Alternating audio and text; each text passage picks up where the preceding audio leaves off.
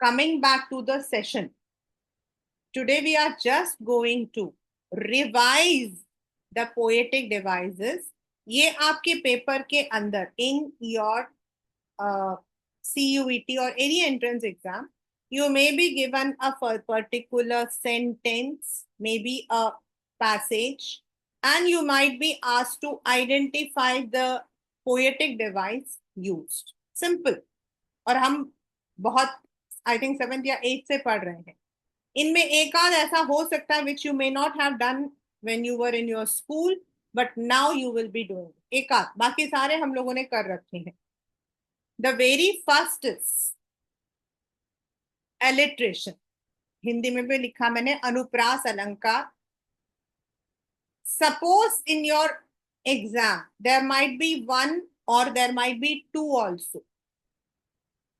तो अभी जैसे हमने किए थे A and B and C, there can be, क्योंकि एक पोएटिक एक सेंटेंस के अंदर the words can be used in different context. तो ये पहले आपको याद रखना. Alliteration, a simple one where the letters are repeated in the very first. जैसे bold and beautiful, black and bold. So B is repeated. The gracious green grass grew quickly. Repetition, पुनरावृत्ति, यानी कि when the words are repeated. अब ये मैंने अभी जो starting किया था ना, मैं आपको बोला था कि कुछ कभी कभी ऐसा होता है कि कुछ ऐसे सेंटेंसेस होते हैं जिन जैसे वाटर वाटर है, इसमें W is also repeated. तो in the question you may be asked both alliteration and repetition. तो दोनों ठीक हो सकते हैं, क्योंकि वाटर वाटर में वाटर भी रिपीटेड है, W भी रिपीटेड है. तो this can be both what we can say alliteration and repetition. वैसे लिटरेचर में हम इसको रेपिटेशन में ही लेकर जाते हैं, क्योंकि water water everywhere, not a drop to drink. तो this is where the water significantly has been repeated. Simile, comparison, using two when you are दो सिचुएशंस को, दो लोगों को, दो चीजों को, using the word like or as black as coal, as black. अब ये वाला जो है ना, मैं आपको नीचे बताऊंगी. as white as foam, she had a smile like the sun. तो सिमिली हमारे उसमें था as late winter's moon. ये वाला आपके CUET में आया हुआ है, मतलब this particular question has come. वो माई मदर एट 66 में से. नेक्स्ट इज मेटाफॉर, यानी when you are comparing the things without using any words like as. जैसे अभी मैंने बोला the bear was as black as coal. The bear was black coal. अब bear black coal नहीं हो सकता. The bear was black coal का मतलब क्या होगा? जो बियर है वो काला कोयला है. नो, यहां पर उसके कलर को बताया गया है. एक हमारे इंग्लिश के अंदर in the communicative we have जो पेपर में आता है, वो है the bloody sun. The bloody sun. यहां पे the sun is compare to red colour. Sun के रेड कलर को बोला गया है, मतलब जो सन है उसकी जो किरणें थी वो रेड थी.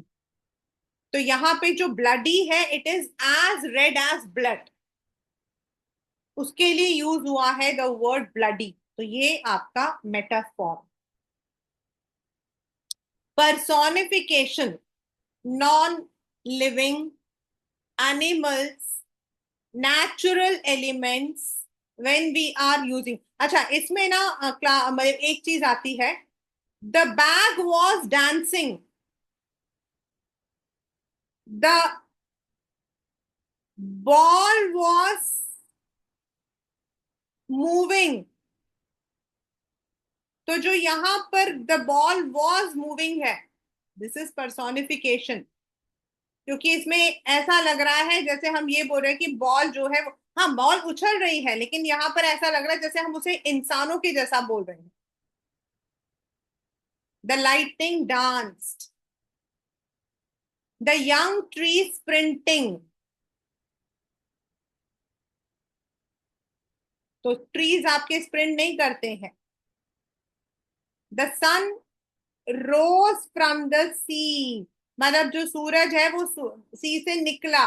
लेकिन यहां पर if you see rose, we can not, मतलब the sun rises from the sea, लेकिन वो आ रहा था। He was a big ball, हमने सूरज को ही वर्ड यूज किया है। Rita heard the last pie calling her name. Pie तो आपको बुलाएगा नहीं ना, भाई आके मुझे खा ले, वो तो नहीं आपको बुलाएगा। यहाँ पे कहने का मतलब है उसे ऐसा लग रहा था कि वो अपनी तरफ उसको बुला रहा है। मैम, राजमा की खुशबू मुझे बुला रही है। अब राजमा की खुशबू आपको बुलाएगी? No, it means you are attracted. It's personification.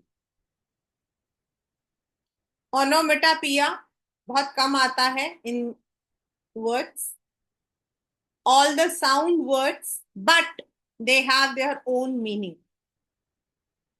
जैसे हम कहते हैं हिस,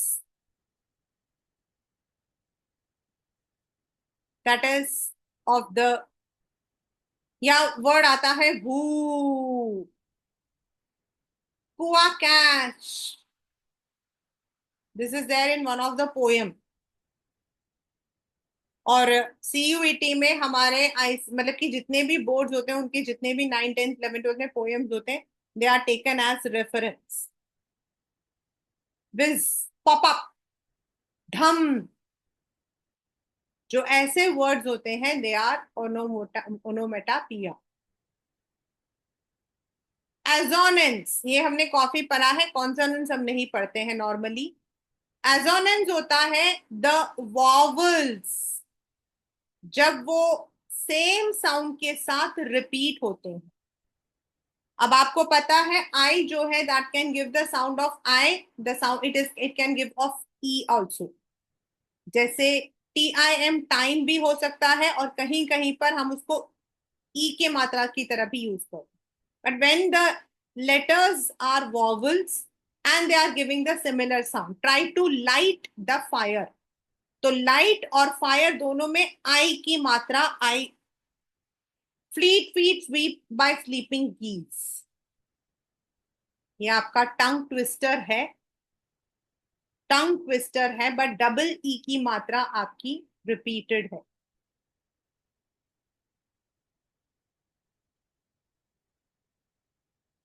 there was one poem in 10th standard, the ball. उसमें भी आपके कॉन्सोन, उसमें सारे आपके जितने भी हमने पढ़े हैं most of them were there in the literature वाली जो कम्युनिकेशन बुक है, उसमें एक बुक है जो अब मतलब कि बहुत सारे स्कूल्स में इंट्रोड्यूस वापस कर दिया है, rhyme of ancient mariner. The rhyme of ancient, that particular poem has all the poetic devices which we are discussing here.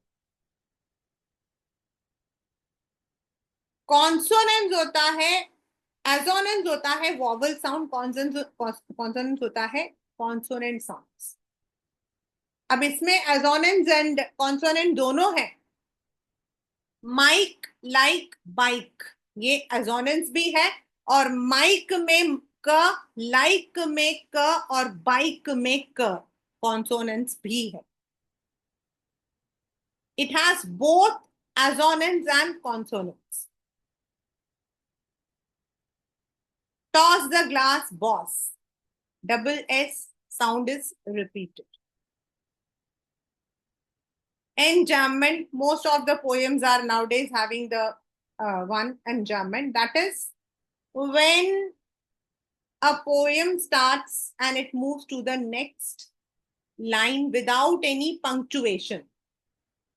जैसे इसमें है Miss Susan had a steam boat, फिर उसके बाद comma, the steam boat had a bell, उसके बाद full stop, Miss Susan went to heaven, उसके बाद there is no comma, no punctuation, and the steam boat went to hell. तो ये जो इस लाइन से इस लाइन में जा रही है, there is no punctuation, hence it is enjambment.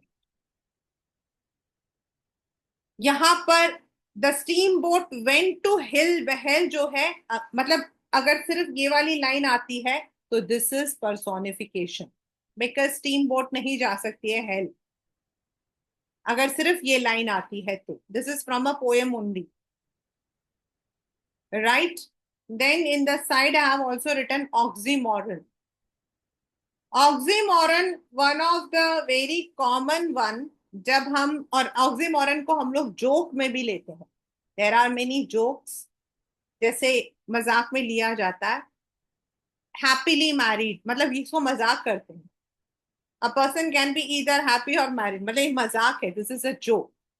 Memes जिसको बोलते हैं उनमें भी हम यूज करते हैं.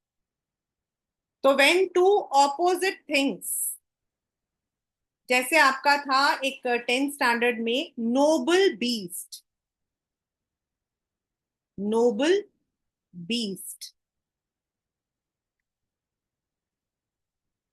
नोबल यानी कि a person who is very good, kind, और बीस्ट यानी वाइल्ड. तो यहां पर both of them are opposites, तो hence it is oxymoron. Some people, I want to repeat here, I want to put an, मतलब कि यहां पर मैं एक बताना चाहती हूँ, कुछ लोग इसको एंटीथेसिस भी बोलते हैं, मतलब कंप्लीटली ऑपोजिट. एंटी मतलब ऑपोजिट. तो कई जगहों पर ऑक्सीमोरन की जगह आपके ऑप्शन में एंटीथेसिस भी लिखा हो सकता है, याद रखना. मतलब instead of oxymoron you may be given contrast या एंटीथेसिस. तो yes, it is contrast, it is antithesis.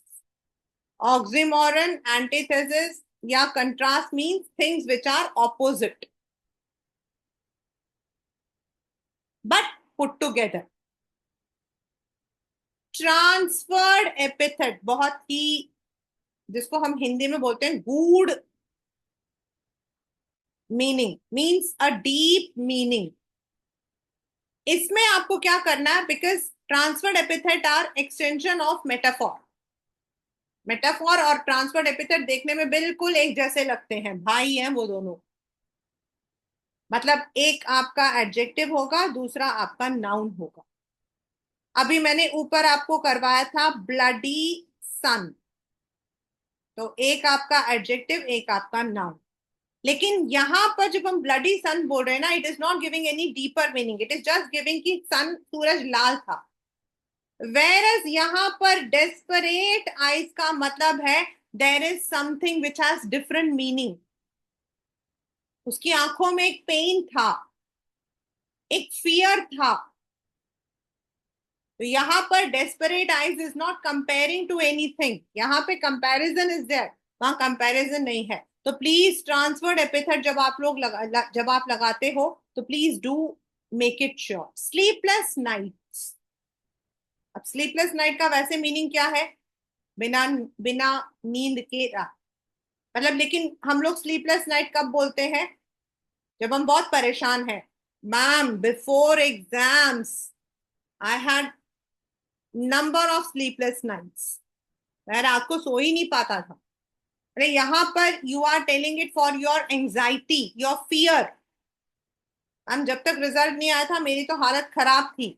So to tell this anxiety you say I had sleepless nights. Ma'am before exams all the students have sleepless nights. उसका कहने का मतलब है कि they are more anxious, they are not able to sleep. 11th में था हमारा the first poem the photograph, उसके अंदर था ये वाली line, the sea which appears to have changed less washed away their transient feet. यहां पर the sea washed away is personification and their transient feet, transient मतलब temporary. तो जो ये है ये आपका ट्रांसफर्ड एपिथेट है. उसका कहने का मतलब यहां पर है कि सी जो है वो आपका इमॉर्टल है एंड जो ह्यूमंस हैं दे आर मॉर्टल, मतलब उनकी जो पैरों के निशान थे वो मिट गए, बट सी जो है वो नहीं मिटा। तो that is, it is transferred epithet which is giving the deeper meaning. Transient is adjective and feet is noun. Then you have anaphora, that is when the words are repeated in the very beginning.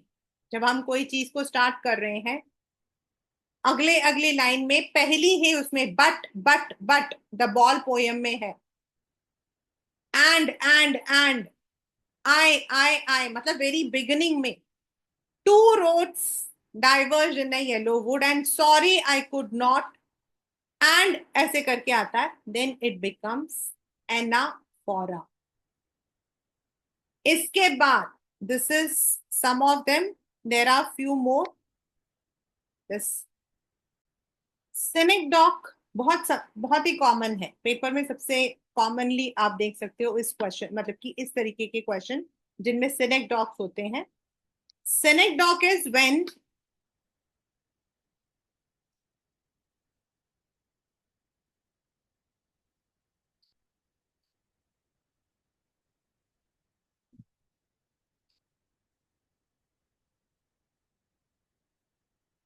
a sentence is, एक word है, जैसे I have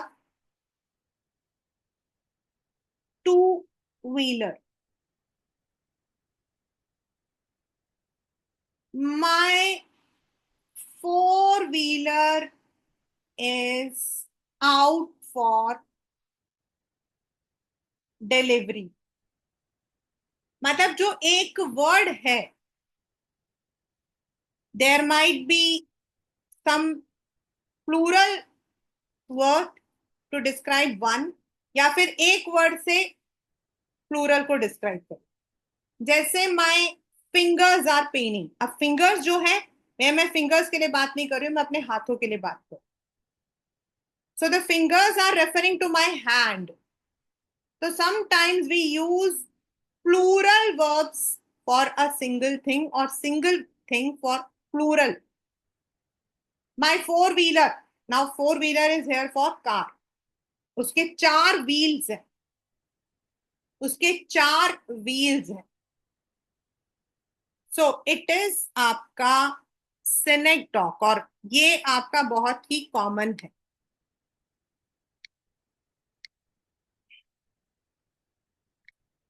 So synecdoche means something which refers to many things, लेकिन हम एक में बोल रहे हैं, या एक चीज के लिए हम डिफरेंट वर्ड यूज कर रहे हैं. For example four wheeler, four वैसे तो ये प्लूरल है, लेकिन यहाँ four wheeler is referring to our car. Symbolism मतलब कुछ action, any word, any action,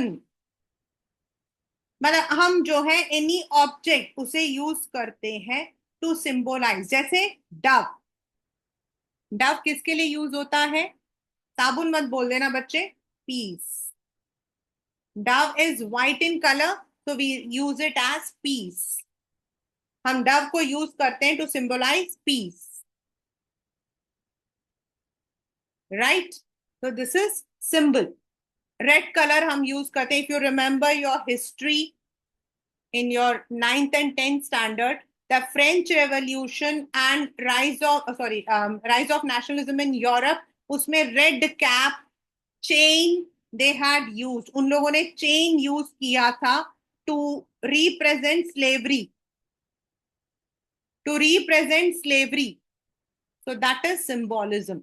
In the poem Aunt Jennifer's Tigers, remember करोगे, उसमें needle, the ivory needle seemed to be hard to pull.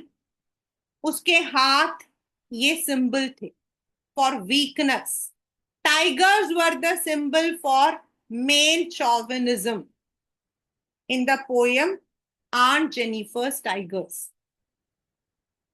Imagery, जो मैंने अभी आपको एक poem बताई थी ना, the rhyme of the Ancient Mariner, उसके अंदर है आपका इमेजरी, यानी कि कोई इमेज को क्रिएट करना।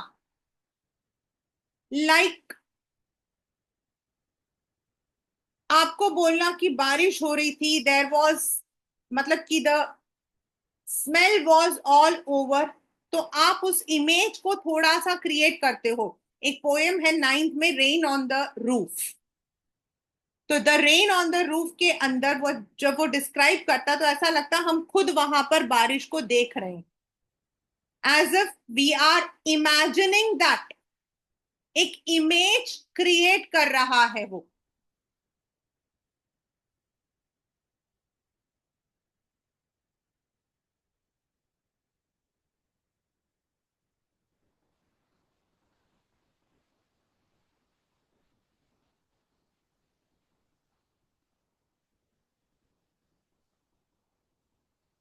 व्हेन आई यूज दिस, मतलब मैंने कभी भी बच्चों को पढ़ाया ना, मतलब व्हेन क्योंकि अब कुछ स्कूल्स के अंदर they have taken back this communicative book, तो in that the rhyme of ancient mariner के अंदर ऑल दीज, मतलब कि poetic devices are beautifully use. उसमें वो इमेज क्रिएट करता है दैट चारों तरफ जो है गर्मी है, and the ship is stuck in between.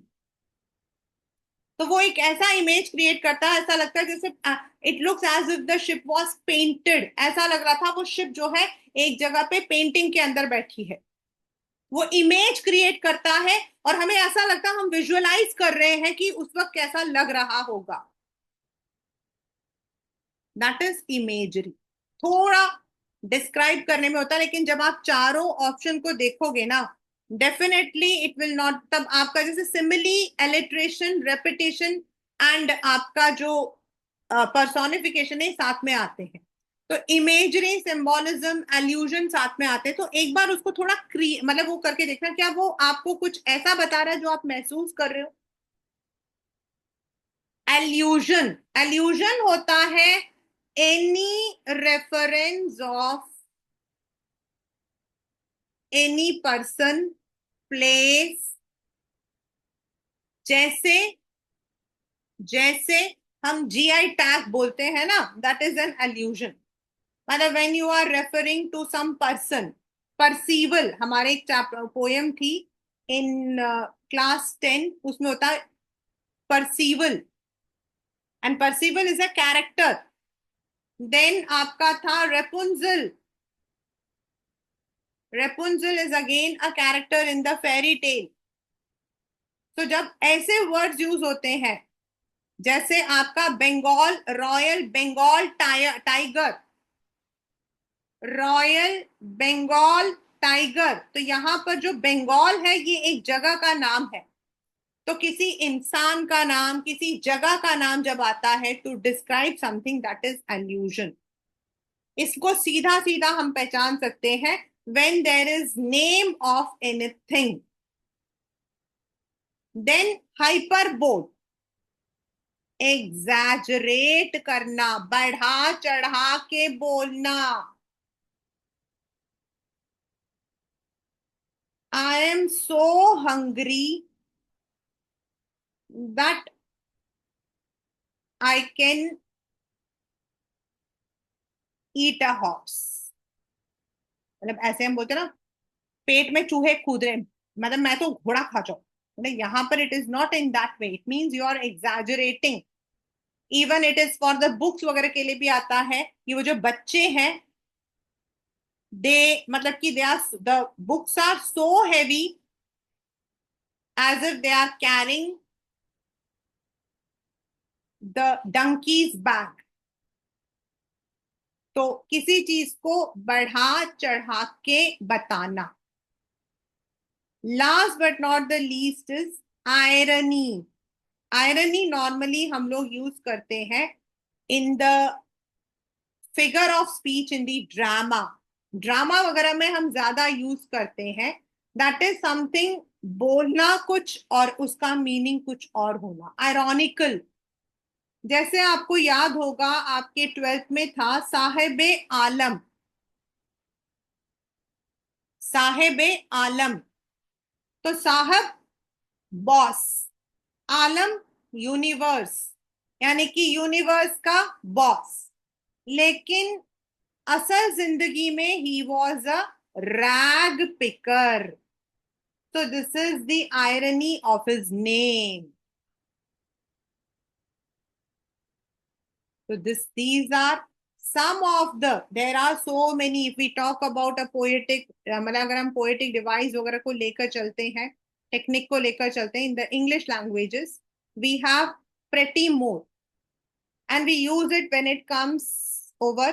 But these are some of the very very common one which we use, जो हम लोग अपने डेली में यूज करते हैं, और वो होता है आपका, one more is there which I missed out, analogy.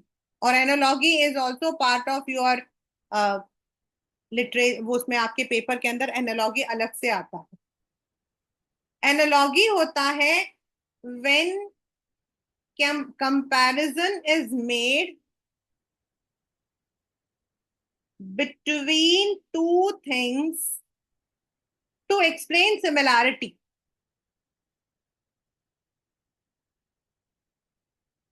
जैसे दोनों लाल हैं, दोनों गोल हैं, दोनों ओवल हैं, ऐसे हम जब कंपेयर करते हैं,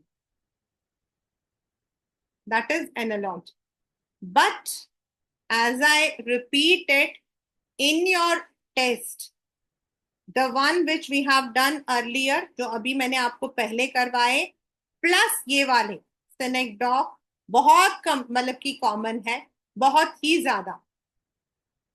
Symbolism, when you are talking about a thing to symbolize, जैसे हम कहते हैं ना हमारा झंडा किसका प्रतीक है, imagery to create an imagination. देखो इमेजरी और हाइपरबोल में कंफ्यूज नहीं होना। इमेजरी में आपको ऐसा लगेगा आप चीजों को विजुअलाइज कर रहे हो, हाइपरबोल इज किसी चीज को बढ़ा चढ़ा के बोला। मैं इतना थक गया हूं, मैं इतना थक गया हूं, तो that is hyper exaggerate, that is hyperbole. मुझे ऐसा लगा वो वहां पे खड़ा है, that is imagery. Allusion, again very common. Allusion means किसी भी जगह को मेंशन करना आपके सेंटेंस में, जैसे Royal Bengal tiger.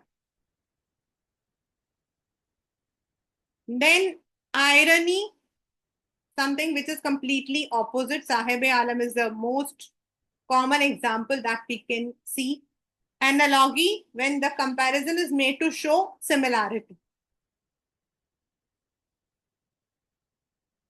These are the poetic devices that can come in your exams in the CUET and other entrance exams, right?